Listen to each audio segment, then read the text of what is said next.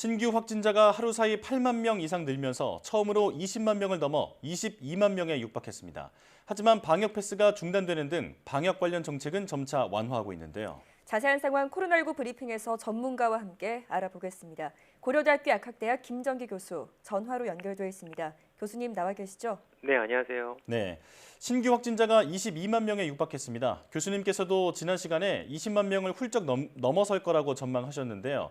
지금 확산세가 방역 당국의 예상 범위 안에 있다고 볼 수 있을까요? 일단 결론부터 말씀드리면 방역당국 예상 범위를 이미 벗어났다라고 보는 게 타당하지 않을까 이렇게 생각을 하고 있습니다. 예. 말씀하신 것처럼 오늘 신규 확진자 규모가 22만 명 수준을 보이고 있는데요. 보통은 휴일 다음은 진단검사 건수 감소로 신규 확진자 규모가 감소하는 경향을 보였거든요. 네. 그런데 어제는 3.1절 휴일이었음에도 불구하고 오늘 신규 확진자 규모가 전날 대비 8만 명 정도가 증가를 했습니다. 이러한 배경에는 최근 PCR 진단검사 건수가 크게 늘어나면서 검체 채취일 다음 날 바로 결과가 나오는 게 아니고 한 2, 네. 3일 정도 지연되면서 결과가 반영되고 있기 때문이 아닐까 생각을 하고 있거든요. 예. 네. 최근 PCR 진단검사 건수가 크게 늘어서 약 75만 건 정도에 다달했는데 어제는 휴일이었음에도 불구하고 하루 진단 검사량이 100만 건을 넘어섰습니다. 네. 그렇기 때문에 아무래도 이러한 부분들, 그러니까 채 반영되지 않은 확진자 통계가 내일 또 다시 발표될 신규 확진자 규모에 반영이 되지 않을까 생각을 하면서 네. 오늘보다는 내일 신규 확진자가 보다 증가하지 않을까 조심스럽게 예측을 할 수가 있을 것 같고요. 네. 일단 내일 신규 확진자 규모는 차치하고 오늘 발표된 신규 확진자 규모 기준으로 볼 때에도 다음 주 신규 확진자 규모가 3만 명에 근접할 가능성이 상당히 높아 보이거든요. 네. 그렇기 때문에 방역당국이 3월 중순에 정점에 도달을 하면서 당시에 정점에 도달한 신규 확진자 규모가 25만 명 정도로 예측을 하고 있었기 때문에 네. 방역당국의 예상 범위를 크게 넘어서고 있다 이렇게 볼 수가 있습니다. 네. 자, 확산세는 방역 당국의 예상을 크게 벗어나고 있다라고 말씀해 주셨는데, 자, 방역 당국이 1, 2주 안에 유행의 정점에 도달할 것으로 전망을 했는데요. 이건 어떻게 보십니까? 이 부분 글쎄요. 지금과 같이 가장 중요한 부분이 일단 지금 지난주까지만 해도 연 몇 주 동안 신규 확진자 규모가 일주일마다 2배씩 증가하는 더블링 현상을 보였거든요. 네. 제가 과거에 신규 확진자 규모가 20만 명 수준에 도달하게 되면 이후에는 더블링까지는 아니고 증가 속도가 다소 둔화하면서 정점을 향해 가는 시기를 거칠 것이다라는 말씀을 드린 적이 있는데 네. 일단 최근 신규 확진자 규모가 제가 말씀드린 20만 명 수준을 보이고 있기 때문에 이제부터는 증가 속도는 다소 둔화된 양상을 보이지 않을까 생각을 하고 있습니다. 예. 근데 한 가지 중요한 부분은 이렇게 됐을 경우에는 아마도 방역당국이 예측하는 것처럼 3월 중순에서 말 사이에 정점에 도달할 걸로 보고 있는데 문제는 최근에 방역 조치가 여러 가지 면에서 크게 완화됐습니다. 네. 일단 뭐 확진자 동거인에 대한 자가격리가 폐지됐고 방역 패스도 중단됐거든요. 네. 이러한 부분에다가 계약이라는 변수가 함께 작용을 하면서 다시 큰 폭의 신규 확진자 증가세를 보일 수도 있지 않을까라는 생각을 하고 있고요. 예.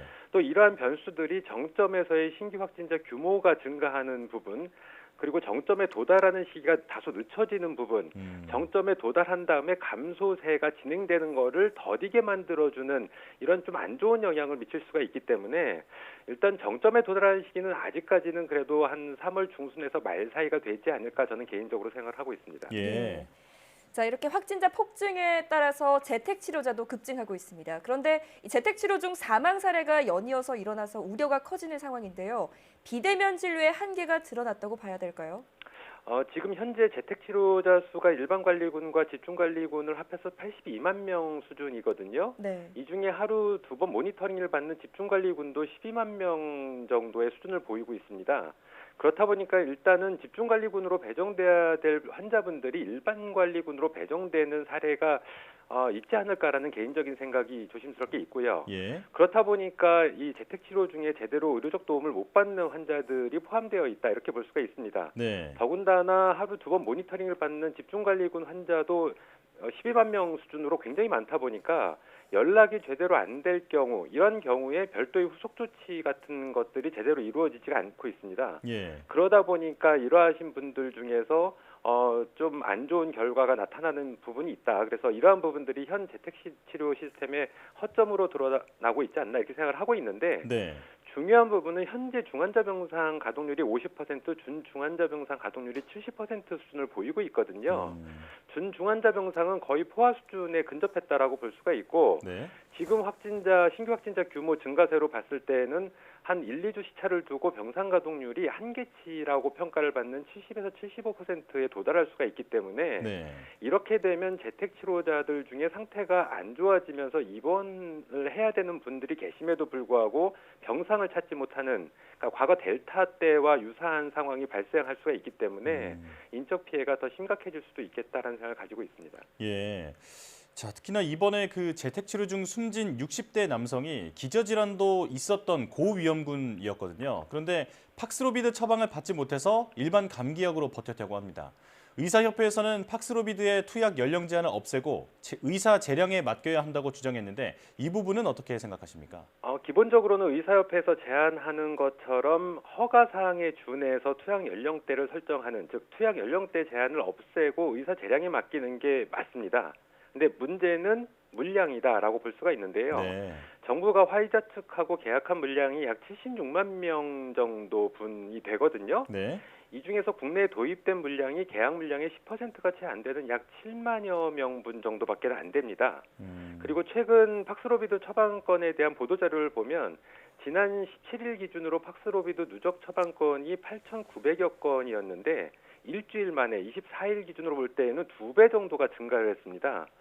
그렇게 되면 현재 남아있는 재고 물량이 한 5만여 명분, 그리고 최근에 도입된 4만여 명분을 포함한 물량이거든요. 예. 얼마 되지 않기 때문에 연령 제한을 풀 경우에는 수일 내에 다 재고가 소진되는 이러한 상황이 발생할 수도 있다. 그러니까 지금 제가 볼 때는 효과나 임상 단계에서의 효과나 아니면 팍스로비드 투약 후기를 볼 때에는 상당히 효과가 좋고 안전성도 어느 정도 입증됐다라고 볼 수가 있는데 네. 좋은 총은 가지고 있지만 총알이 없어서 오미크론과의 싸움에서 제대로 활용을 못하는 이런 상황에 있다라고 보시면 될 것 같습니다.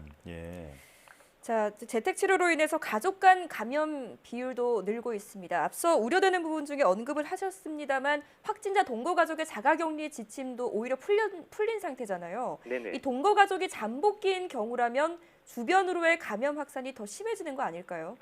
충분히 가능성이 있다라고 보고 있습니다. 방역 당국은 이번에 확진자 동거인에 대한 자가격리를 해제를 하면서 오미크론의 특성을 고려했다라고 얘기를 하고 있는데 네. 일단 오미크론의 특성 자체가 가장 대표적인 게 전파력이 높은 거거든요. 네. 그러니까 과거 델타 때보다는 확진자 동거인에 감염될 확률이 훨씬 더 높아졌다라고 볼 수가 있습니다.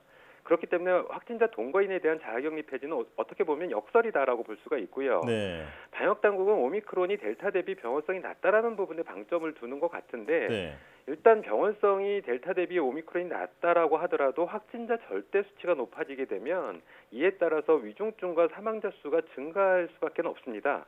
그리고 오미크론 정점 전후 2에서 3주 사이에는 위중증 환자가 급증을 하게 되면서 의료 시스템 자체가 마비가 될 가능성이 상당히 높거든요. 네. 그렇기 때문에 이러한 조치는 상당히 좀 위험해 보인다라고 할 수가 있습니다. 예. 자, 지금 방역 패스 중단과 그리고 동거인 격리 해제 뭐 이런 여러 가지 그 방역이 완화되고 있는 흐름이 있는데요. 아직 이번 대유행의 정점도 오지 않은 상황에서 이렇게 방역을 푸는 것이 위험하지 않느냐 이런 지적이 있습니다. 이 부분은 어떻게 보십니까? 맞습니다. 지금 단계에서 지금 사회적 거리두기에 대한 부분도 완화의 가능성을 좀 시사를 하고 있거든요. 예. 사회적 거리두기는 차치하고 일단 이미 시행된 방역 패스 중단이라든가 확진자 동거인 자가격리 해제도 너무 성급한 방역 조치 완화다라고 볼 수가 있고요. 네. 더군다나 여기에 마스크 빼놓고는 마지막 어떻게 보면 감염을 통제할 수 있는 수단인 사회적 거리두기까지 완화 내지는 폐지를 할 경우에는 앞서도 말씀드린 것처럼 정점에서의 신규 확진자 규모가 크게 급증할 수가 있습니다. 예. 그리고 정점에서의 유지되는 기간이 상당히 지연될 수가 있기 때문에 이 부분은 고스란히 인적 피해로 이어질 수밖에 없다. 그렇기 때문에 지금 단계에서의 이런 방역 조치 완화는 적절치 않고 사실상 정점에 도달하고 이후에 감소세를 보일 때 서서히 우리가 풀어나가야 되는 그런 방역 조치 완화인데 네. 너무 급격하게 한꺼번에 지금 완화를 하고 있다라는 생각을 가지고 있습니다. 예.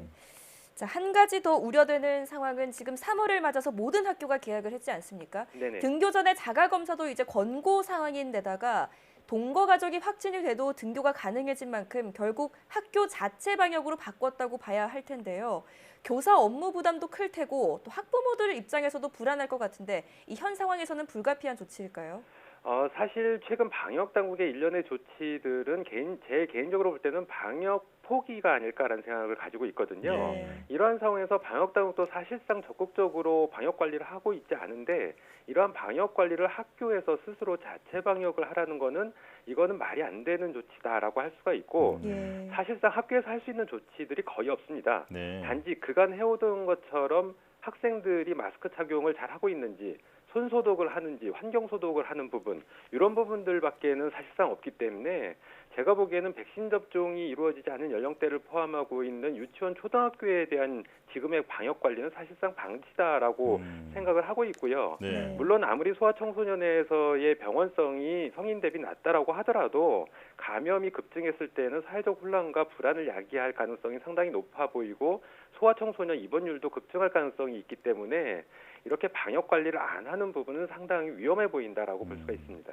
예, 이 학교 방침에 대해서는 방역 포기에 가깝다 이렇게 말씀을 해주셨는데, 자 이런 가운데 5살에서 11살 어린이 대상 화이자 백신이 허가돼서 이달 중으로 접종 계획이 나올 것으로 보입니다. 그런데 현재 유일하게 어린이 백신을 접종 중인 미국에서 감염 예방 효과가 거의 없다는 분석이 나왔거든요. 그렇다면 맞아도 효과가 별로 없다면 부모님들이 굳이 아이에게 백신을 맞히지 않으려고 할 것 같은데 접종률을 끌어올리려면 어떻게 해야 할까요?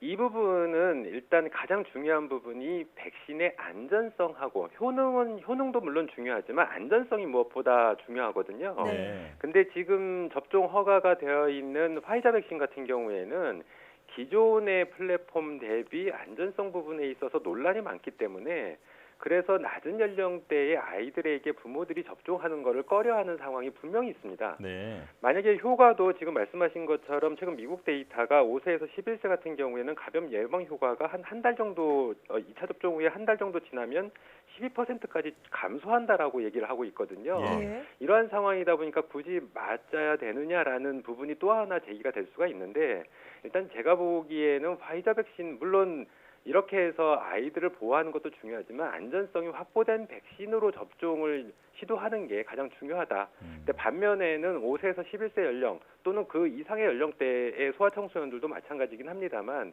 일단 이 연령대에서 기저질환이 있는 아이들이 접종을 원하는 아이들이 맞을 수 있게 해줄 수 있다라는 측면에서는 허가가 의미가 있다. 근데 아무래도 수용성은 상당히 떨어질 거다 이렇게는 보고 있습니다. 네. 말씀하신 안전성을 확보한 접종 계획이 마련되기 바랍니다. 여기까지 듣겠습니다. 지금까지 고려대학교 약학대학 김정기 교수와 함께했습니다. 교수님 잘 들었습니다. 네, 감사합니다.